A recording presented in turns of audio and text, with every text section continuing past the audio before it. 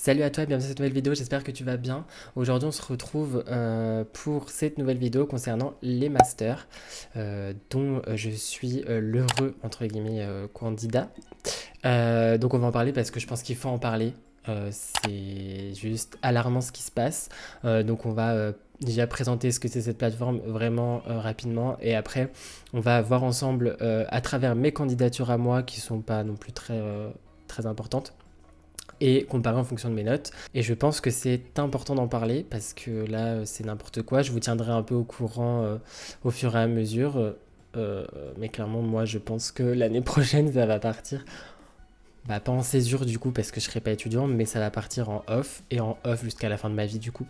Ok, qu'est-ce que c'est mon master? Du coup, mon master, c'est la plateforme qui remplace, on va dire, la plateforme e-candidat, qui, elle, était un peu plus compliquée des dires des précédents candidats. Donc, j'ai des amis qui ont été sur cette plateforme-là, du coup, l'ancienne plateforme. Donc, en gros, dans cette ancienne plateforme, tout était on va dire, répéter toutes les actions administratives c'était tout le temps les mêmes, fallait toujours refaire. En gros, c'était plus de paperasse pour les universités et les étudiants. Et du coup, en gros, un master est là pour condenser tous ces papiers, ces questions administratives, histoire de faciliter la tâche à l'étudiant et aux côtés des universités. Il est précisé que la plateforme en master n'utilise pas d'algorithme. Apparemment, je ne vais pas épiloguer sur le sujet et aller trop loin non plus. Ils disent qu'il n'y en a pas. On va dire qu'il n'y en a pas. On va partir de ce fait-là. Voilà. C'est un peu on va dire la suite logique de Parcoursup. Voilà. C'est tout ce que j'ai à dire concernant mon master. Après, je ne connais pas beaucoup. Je connais pas beaucoup de choses sur cette plateforme, donc je vous dis le peu que je connais et je pense que ça suffit dans tous les cas. Me concernant, on va y aller rapidement. Donc moi, ce que j'ai fait, c'est une L1, LLCR, après histoire en espace de 4 mois, en 2018. Après, j'ai arrêté 2019, j'ai été en licence LE anglais-russe-polonais, enfin anglais-russe, puis LV3 polonais, affaires et commerce. Et après, j'ai arrêté pendant un an, j'ai repris en L2 où j'avais un poste à responsabilité à côté. C'est à préciser parce que du coup, c'est un peu énervant pour les masters, hein. Et après, du coup, L3, et puis je devrais avoir ma licence. Là, c'est même quasi sûr que je l'ai. Enfin, c'est pas par prétention, je pense que c'est sûr que je l'ai. Ok, donc là, du coup, on va parler un peu de ma situation. Enfin, mes situations que j'ai connues, hein, en bref. J'ai été aussi l'heureux, on va dire, je faisais partie des heureux premiers candidats à connaître Parcoursup à l'époque. Bon, après, c'était pas trop compliqué, j'ai été pris direct dans tout ce que je voulais à chaque fois. Donc, c'était. Enfin. Moi, j'ai pas un mauvais souvenir de Parcoursup, au contraire, je trouvais que c'était assez facile. Après, moi, c'était une licence de langue que j'avais demandé, donc il n'y avait pas eu trop de complications non plus. Après, apparemment, de ce que je vois sur les réseaux et des dires de certaines personnes, Parcoursup, c'est devenu un peu compliqué et je suis bien content de ne plus en faire partie, mais du coup, maintenant, je suis un peu comme des milliers de candidats, le cobaye, on va dire, de mon master. Et bon, j'en fais les frais à moitié, mais on verra, on va regarder des tweets de certaines personnes, on va échanger un peu là-dessus tous ensemble, et comme ça, moi, vous pourrez me dire en commentaire ce que vous en pensez de cette plateforme, et qu'est-ce que je peux vous conseiller, surtout à la fin de la vidéo, sur vous qui allez peut-être dans un an candidater sur mon master, ou peut-être comme moi du coup, parce que vous verrez. Du coup, on va se retrouver sur la plateforme j'allais dire e-candidat, sur la plateforme Mon Master où du coup on va voir tout ce que moi j'ai choisi comme master, si j'ai été refusé, si je suis en attente, etc. On va en parler. Mais avant ça, pour qu'on parle d'un contexte, je vais vous parler de mes moyennes. Je vais vous parler des difficultés que j'ai connues, etc., les expériences que j'ai eues et tout. C'est parti. Donc pour faire en clair, L1, j'avais 12,8 de moyenne au premier semestre, je crois, et 13,8 au deuxième, c'était en 2019. Et du coup, ça me faisait une moyenne de 13,5, un truc comme ça de moyenne, enfin je sais plus. Donc j'avais 13,5 de moyenne en L1. En L2, du coup, j'ai commencé pendant 2 mois, après j'ai arrêté pour passer manager chez McDo. Et après j'ai repris en L2, mais là j'étais passé assistant de direction, ou après j'ai évolué directeur adjoint. Enfin j'ai évolué, bref, on s'en fiche. Du coup, L2, mes moyennes étaient de 11,8 et 11,79. Donc vraiment, j'ai pas changé. Enfin, c'était un peu... c'était pareil tout le temps.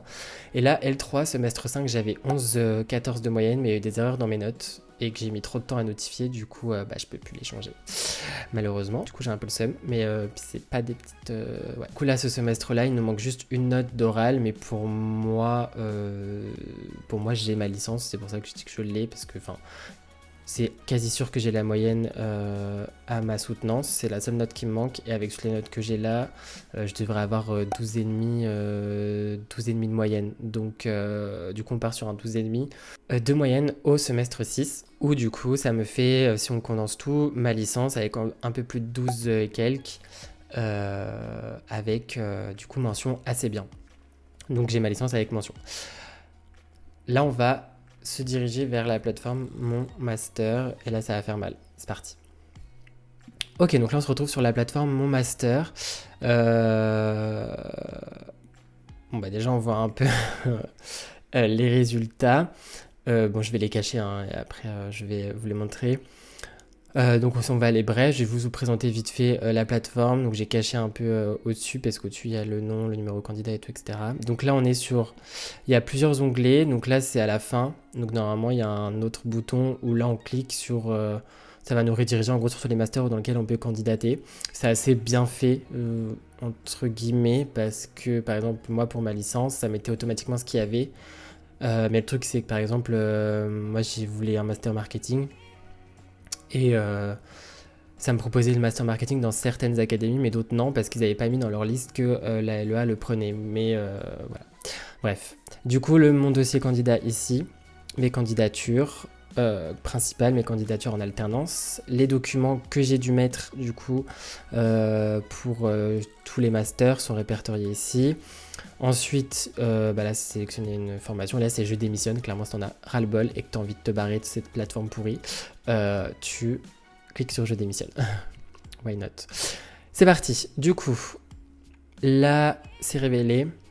Donc, j'ai postulé au master Management et Administration des entreprises à La Rochelle Université. Donc, je suis 127e en liste d'attente pour 30 personnes. 30 places. Du coup, les raisons, il n'y a pas de raison du coup, parce que là, j'ai pas été... voilà. Donc, autant vous dire que je pense que c'est mort. Ensuite, management et administration des entreprises. Ok, marketing vente à Bordeaux, refusé évidemment. Donc là, le refus concerne le niveau académique insuffisant au regard des autres dossiers retenus pour cette formation. Voilà. Bon, en même temps, c'est peut-être vrai, je peux le concevoir. Pareil, langue étrangère appliquée à Nancy, refusé. Ça, c'est parce que j'avais un entretien, mais je travaillais. Donc, du coup, j'ai pas pu faire l'entretien. Donc, voilà. Marketing, vente. Voilà, j'ai demandé tous les marketing, vente possibles en formation initiale et en... Comment ça s'appelle? Et en alternance à Nancy, j'ai été refusé partout pour le même motif que j'ai un niveau insuffisant. Langue étrangère appliquée NTCI à Poitiers, du coup, c'était, on va dire, le second vœu vraiment que je voulais, mais le premier c'était marketing et le seul, on va dire. Je suis 30e pour 22 places, donc autant vous dire que c'est mort, hein, clairement, ça attend à rien.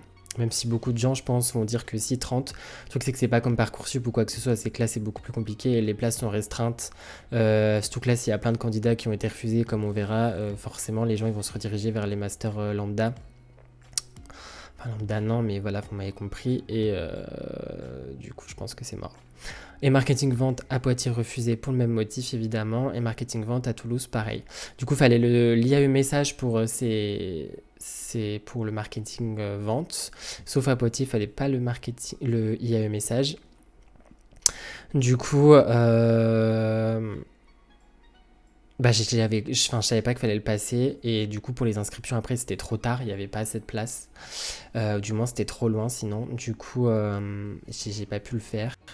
Pareil, j'ai pas fait de certification en anglais, c'est vrai que c'est que j'étais tellement focus sur mon taf, sur plein de choses que j'ai pas du tout fait attention et après je peux comprendre que j'ai été refusé dans certaines choses étant donné que j'avais pas j'avais pas de quoi leur présenter quelque chose de concret quoi. Donc je peux le comprendre dans un sens, donc voilà.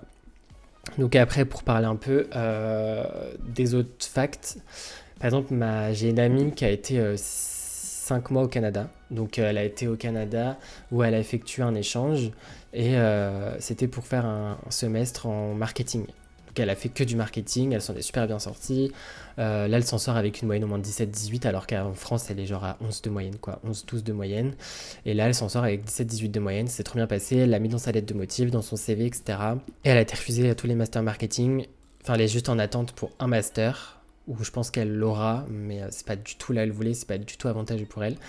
Mais du coup, elle a été refusée partout. Voilà. Mais par contre, il y en a une autre de notre classe où on n'a jamais fait de marketing dans notre licence, enfin, à part au semestre 6, mais c'est pas du vrai marketing, enfin, c'est pas ça du marketing. Et bah, elle a une bonne moyenne, du coup, ils l'ont pris. Donc, je suis d'accord que ce soit les moyennes qui favorisent, mais quand t'as quelqu'un qui a fait pendant 5 mois du pur marketing, parce que là, c'était que du marketing à 100%, du marketing du matin au soir, c'était du marketing tout le temps, quoi. Et elle a fait que ça. Que nous qui avons jamais fait de marketing, et tu prends une personne qui a jamais fait de marketing, machin, enfin, sauf que les moyennes de cette personne-là, de mon amie, elle n'était pas catastrophique, loin de là, et en plus de ça, elle avait une bonne formation à l'étranger en plus, et ils lui ont refusé partout. Donc pour en revenir au sujet je pense qu'ils ne lisent pas du tout les CV et les lettres de motivation. En même temps, s'il fallait qu'ils fassent tout ça, demain ils y sont encore, je suis d'accord, mais pourquoi nous les faire écrire si c'est pour pas les lire? C'est ça que je comprends pas. Moi, par exemple, je vais vous citer mon entretien pour le master NTCI de Poitiers. Je passe un entretien et tout, et déjà super en retard pour l'entretien, enfin super. Mais bon, ça encore, c'est un autre souci. Et en fait, on me dit de me présenter. Donc je me présente, voilà, pendant 2-3 minutes, donc je me présente. Parce qu'à un moment, on me dit que mes notes, elles sont un peu basses dans certaines matières. Et je dis oui, je comprends, j'ai fait un truc qu'il fallait pas faire, c'est-à-dire que j'ai priorisé de toute matière parce que je travaillais à côté, je faisais plus de 70 heures semaine et tout, machin, etc. Et j'ai été, machin, et tout à McDo. La réaction de ce responsable était, format de master, ah bon, vous avez fait ça, vous? Alors, comment te dire que c'est écrit dans mon CV et que c'est écrit dans ma lettre de motivation, en fait. Donc, ouais, j'ai fait ça. Donc déjà, ça prouve qu'ils l'ont pas lu, qu'ils lisent rien. Donc ils prennent juste en fonction des notes et c'est tout ce qu'ils font. Ce que je peux comprendre hein, dans un sens, mais bon après je pense que les notes ça détermine pas du tout les capacités des autres. Leur motivation ça va absolument rien dire. Moi par exemple je suis archi motivé pour faire plein de choses. Je trouve ça un peu dommage d'avoir encore cette réflexion là aujourd'hui en France. En fait, on demande d'avoir de l'expérience, d'avoir ci, d'avoir ça, et en fait, on te pénalise d'avoir tant d'expérience, en fait, parce que du coup, cette expérience-là, t'as pénalisé toi dans tes études, parce qu'en soi, t'as pas le choix d'avoir cette expérience-là au final, et enfin, tu te retrouves sans rien. C'est un peu nul, mais bon, bref. Qu'est-ce que pensent les réseaux? Et du coup, là, on va voir sur Twitter ce qui se passe, ce que pensent certaines personnes. Donc, ok, du coup, là on est sur Twitter, donc premier truc c'est ouvrir le site, il y a toujours en liste d'attente. Ok, toute l'année ça chiale qu'il n'y ait pas de prof. Je postule à 6 masters en prof, ça me refuse. Bah chialer parce qu'il n'y a pas de prof. Ok, donc là on est dans un cas différent. Mais même les justifications des refus sur mon master, c'est une blague. Non-adéquation du projet professionnel avec la formation. Je suis juste être traductrice et j'ai postulé en master de traduction. Désolée, je savais pas qu'il fallait postuler en biologie marine pour ça. De ouf, c'est chaud. Ma propre fac qui me met en liste d'attente. Ouais, d'accord. C'est grave ça. C'est grave ça. Donc c'est ça qui est alarmant que je voulais pointer, que j'avais vu aussi sur Twitter, c'est celle-ci. Donc j'ai été refusé dans un master d'études européennes et internationales parce que mon cursus antérieur ne correspond pas à la formation demandée. Or, le cursus antérieur en question, c'est une licence d'études européennes et internationales. C'est là qu'on voit que c'est n'importe quoi. Genre, c'est n'importe quoi. Ça arrive qu'il y ait des bugs, mais là, ça fait beaucoup de bugs. Je vais vous retrouver un autre tweet qui est alarmant et qui, je trouve, devrait juste interloquer les gens. C'est un de ces tweets-là. Donc là, j'ai vraiment reçu un mail me disant « Bravo, vous êtes sélectionné, mais désolé, le master ouvre pas ». Clairement, c'est ça. C'est la personne, en gros. « Cher candidat, ce courrier ce courrier pour vous prévenir en avance que vous avez satisfait aux critères de recrutement du master, mais qu'en gros, il n'ouvrira pas l'année prochaine. Du coup, déjà, la personne, elle perd un vœu. Et si la personne, elle est à fond dans le truc et qu'elle se dit, putain, je vais prendre que ça et tout machin, bah, c'est mort, tu vois. Bon, après, il faut être suicidaire pour demander qu'un vœu, parce que... Voilà. Voilà, là, c'est un autre exemple. Se faire refuser en master art plastique après une licence d'art plastique, c'est une chose. Mais qu'on me dise que c'est parce que j'ai pas fait les bonnes études. Enfin, c'est n'importe quoi. Et c'est ça tout le temps. Donc, vraiment, je pense qu'il y a plein de choses à revoir avec mon master. Clairement, je pense qu'il y a des choses à travailler. Je pense que l'année prochaine, il n'y aura pas les mêmes problèmes pour les personnes qui vont faire l'année prochaine. Mais voilà, en gros, c'était ça, cette vidéo que je voulais faire sur mon master, parce que c'est alarmant, c'est n'importe quoi. Donc moi, me concernant, je vous tiendrai au courant, ça vous intéresse pas, hein, mais que je vous tiendrai au courant au fur et à mesure. Je pense qu'il y aura une autre vidéo sur ce sujet. Donc là, clairement, en un jour, parce que du coup, je fais cette vidéo le lendemain des résultats, en un jour, je suis passé de 38e à 30e. Je pense que le mieux que j'aurai en position, c'est peut-être 15. Mais après, je pense que ce sera mort parce qu'avec 22 places, donc c'est un peu compliqué. Voilà, donc du coup, moi, les seuls conseils que je peux vous donner pour l'année prochaine, c'est... je sais pas trop quoi vous dire en fait, parce que moi, on m'avait dit plein de choses. Faut que tu aies de l'expérience, faut que tu aies ci, faut que tu aies ça, faut que tu partes à l'étranger, faut que tu fasses ci, faut que tu fasses ça. Et en fait... rien de tout ça favorise ta candidature. Il faut juste que tu aies des super bonnes notes. Et encore, parce que, bah là j'en ai pas parlé tout dans Twitter, mais je vous invite à aller voir, c'est qu'il y a des gens qui ont 16 de moyenne, 18 de moyenne, et ils postulent à des trucs lambda et ils sont refusés. Refusés. Non, 18, j'abuse. Non, 10. Ouais, j'abuse. Mais ils sont refusés et franchement, ça déprime. Du coup, je sais pas quel vraiment truc vous donner. Enfin, ce serait un peu vous mentir et faire genre de vous dire... bah faites ci, faites ça, vous verrez, vous serez pris, parce que déjà je suis pas un bon exemple, parce que j'étais refusé partout. Mais la seule chose que je peux vous dire, c'est ouais, priorisez pas une matière par rapport à une autre, comme je vous ai dit dans une autre vidéo. Priorisez pas une matière par rapport à une autre, parce que clairement ils vont vous le reprocher derrière. Même si ça correspond pas à la formation, ça va être leur truc pour dire non, c'est mort. Ça zappe et ça dégage. Voilà, c'est tout ce qui va se dire. Donc vraiment, travaillez à fond dans toutes vos matières, travaillez à fond tout court. Et de l'expérience s'il en faut, si vous en voulez, faites-en. Si vous en avez pas, bah apparemment, j'ai pas l'impression que ça aide non plus. Que ce soit moi ou quelqu'un d'autre, hein. Je parle de mon cas, mais je parle aussi du cas de mes amis qui ont pas eu, qui ont beaucoup d'expérience également et qui ont été refusés. Pourtant qui avaient des bonnes moyennes. Donc vraiment, je sais pas quoi vous dire, juste restez focus sur vos notes, sur votre travail. Et voilà, c'est tout ce que je peux vous dire, vraiment comme conseil. Ouais, je suis un peu dépité, mais dépité dans le sens où genre je sais même pas quoi vous dire pour vous motiver. Je sais quoi vous dire pour vous motiver en tant qu'étudiant travailleur, en tant que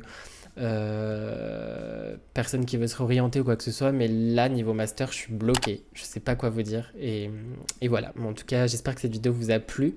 N'hésitez pas à vous abonner, à liker la vidéo si vous le souhaitez, auquel cas je vous invite à me laisser un commentaire en bas de vidéo, histoire que bah, je puisse m'améliorer ou que vous puissiez m'aider sur certains points à améliorer. Voilà, donc je vous dis bonne soirée, bonne journée, bonne semaine, bon week-end et à très vite pour une prochaine vidéo.